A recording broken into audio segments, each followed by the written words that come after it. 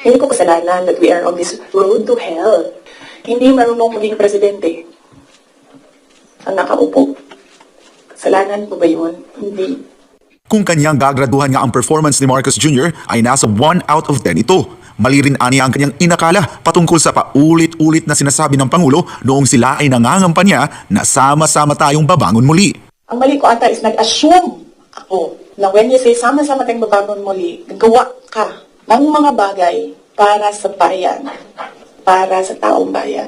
Nag-assume ako na ang gagawin niya ay mas maganda pa, mas maayos pa, mas magaling pa sa lahat ng dumaan na presidente. Makailang beses na rin nakita ni VP Sara ang pag-uugali ni Marcos Jr. lalo na sa pakikitungo sa ilan nating mga kababayan na aniya ay nagiging toxic na. Inahalimbawa ng pangalawang Pangulo ang nangyari sa isang graduation sa Philippine Military Academy kung saan hiningi ng isang graduate ang relo ni Marcos Jr. bilang graduation gift pero iba ang naging tugon ng Pangulo na ikinagalit naman ng bise. Ang sagot niya, why? Why will I give you my watch? And it did not help na itong dalawang katabi ko, tumawa pa. Pinagtawanan pa nila yung bata. And I saw the humiliation sa face ng bata. Na-realize ko, toxic na, di ba? Ganyan na yung imagination mo. Sinasakal mo na yung tao. And then I said, this is over. So hindi pa natigil. Doon sa Tamayong, sa barangay Tamayong, sa Davao. Alala niyo, pinupuk-puk nila yung mga tao doon. Hinampas, pinupuk doon sa diversion road ng Davao City. Tiniergas nila yung mga tao doon. Isang tao lang ang hinahanap mo, ha? Bakit mo pukpukin yung 30? Bakit mo intirgas yung 100? Paano nag-surrender yung tao? Di ba kinausap lang? Kinausap lang siya. Mag-surrender ka. And then he said, okay, I will surrender. So anong purpose na pukpukin nyo? Yung tao na hindi naman niya alam nasaan si Pastor Kibuloy, nandun lang siya, nagtatrabaho, doon siya nakatira. Anong purpose? Anong purpose na itirgas mo yung tao for expressing his desperation, his frustration, his anger? Kahit ayaw ng patulan, hindi naman naiwasan ni VP Sara na magbigay ng kanyang komento patungkol sa pahayag ni Marcos Jr. sa kanilang pagkakaibigan at parang nalinlang umano siya ng bise. Para sa pangalawang Pangulo ay hindi na dapat maging mahalaga ang personal na nararamdaman ng isang opisyal ng gobyerno. For the love of God, presidente ka na. Importante pa ba yung nararamdaman mo? Because when you are president, importante dyan yung nararamdaman ng taong bayan, yung bansa. Payo ni VP Sara kay Marcos Jr. na sa halip na kanyang nararamdaman, dapat pagtuunan ng pansin ng Pangulo ang mga problemang kinakaharap ng bansa gaya ng kagutuman at mataas na presyon ng mga bilihin. Pero talagang may panahon ka mag-isip about deception ng isang babae dyan. Ang dami mong oras, hindi ba dapat iniisip mo na yung mga taong gutom, yung presyo ng gasolina, yung darating na Christmas, kung sino yung maka-afford ng spaghetti, ng mangguslo? Ipinahayag din ng pangalawang Pangulo ang nararamdaman ng mga Davaoenyo laban sa naging pahayag ni Marcos Jr. Iba-iba na yung reaction ng mga tiga Davao. And lahat, hindi maganda yung reaction. Yawa na, siya na'y nangilad, siya ba'y nang budol, siya ba'y bagagnaw, na musulti, na I was deceived. Sa huli, may inihirit pa si VP Sara laban kay Marcos Jr. Si PBBM, sabihin ko sa inyo, may listahan ko ng 5 bagay na impeachable offense niya. SOJ, yun lang po sa reaction na po sa mga pronouncement po ni VP Sara nitong, lalo na nagpa-press con po siya. Very disturbing for a person of her rank, second highest official of the land. The remarks are unbecoming, I think. And it does not augur well for the dignity of the office. So we have to treat the office as sacred, I mean, in many ways. And to speak that way is unbecoming. May sabi pa siyang papahukay daw yung former president. Well, that's very disturbing. Disturbing. If a person can think that way, and she holds a very high position, I think it's very disturbing. Lahat naman tayo, hindi natin gusto yung narinig natin. I'm sorry.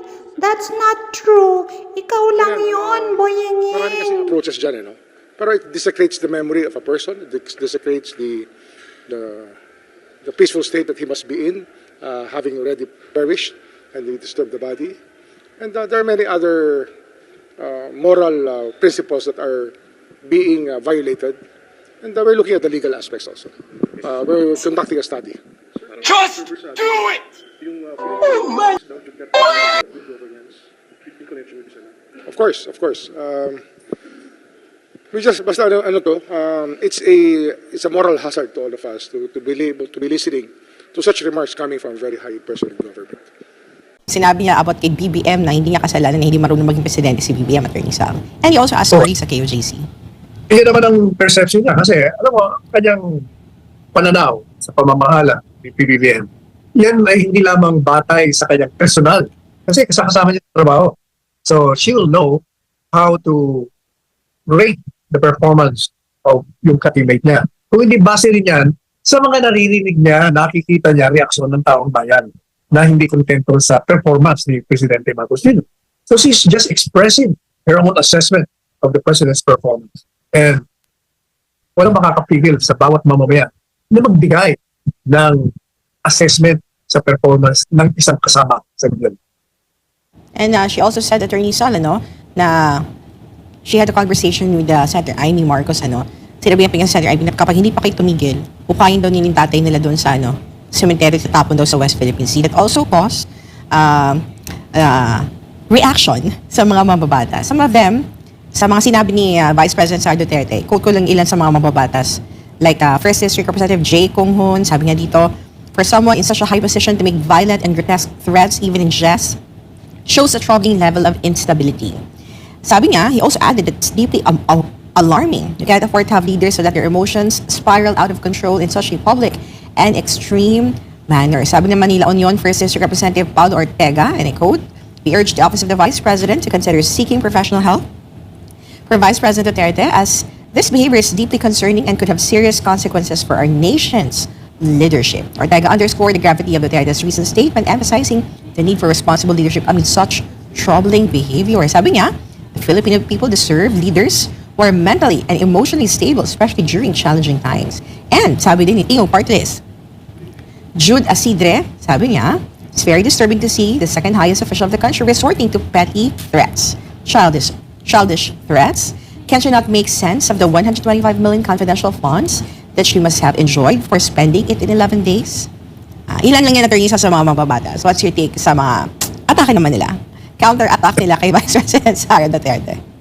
Problema sa kanila, yun yung sabi nila kailangan stable, emotionally, intellect. Palagay ko nakaharap sila sa salamin. Sinasabi nila, kayo yun, alam niyo ba kung bakit? Yung nililiakan niyo na huhukayin yung remains at itatapon sa West Philippine Sea. Ang mga problema ninyo, you're taking VP Sara literally. Hyperbole. Ang tawag yun, hyperbole. Isang exaggeration. Madalit sabi, tingnan mo ang kalakalan. Saan niya ba sinabi yun? Number one, sinabi yun sa isang group chat. Ibig sabihin, hindi yung for public consumption. Yung kwento niya sa press con, nire-relate niya lang yung nangyari sa private chat. Sinabi niya raw yun, and address yun sa kapatid ng presidente. Pangalawa, yung mismong kapatid, hindi naman nag-react. Okay, ibig sabihin, hindi niya sineryoso yung pahayag na yun. Hindi niya binigyan ng importansya. Ang madalit sabi, bakit kayo nagre-react? Hindi nga nag-react yung kapatid yung pinapatungkulan. You cannot be more focused than the Pope.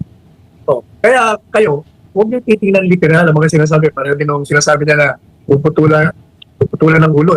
Tandaan niyo, nung mga tayo, di ba? Ikaw nga na, yung kung nangyari sa'yo. Basta kami, nung mga bata pa kami, pag kami nagiging pasaway, tinatakot tayo ng mga magulang. Okay?